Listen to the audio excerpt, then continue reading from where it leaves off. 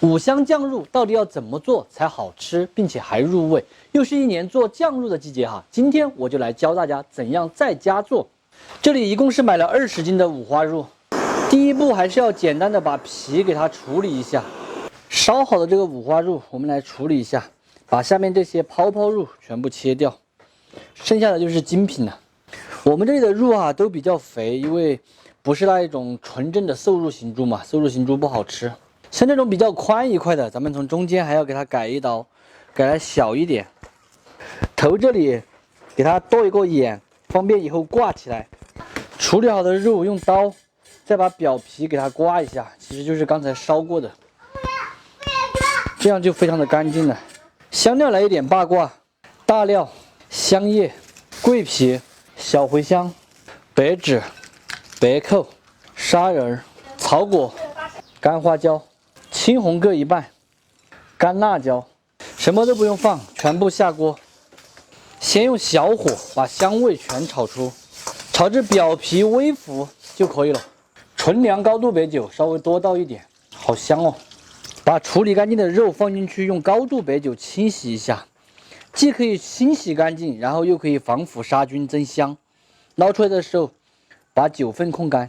炒好的香料倒大桶里，加入酱油。酱油的话，我用的是这个千和180天的零添加酱油，这个酱油特别的好。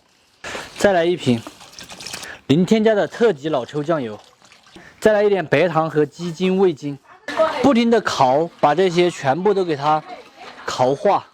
清洗好的肉给它放进去泡起，下去后给它按一下，让这个肉全部泡在酱汁里面，才会入味。盖上盖子，给它腌制5天的时间，每隔24小时把下面的翻到上面来。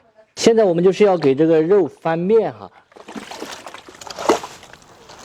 扣住底下的。前几天腌制的肉已经腌制好了，颜色金黄金黄的，特别的漂亮。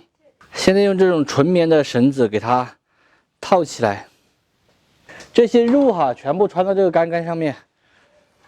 先把酱油给它滴一下，挂起来过后，咱们用手这样子给它捋一下，把它捋撑。第二个就是把它多余的这些水分捋出来。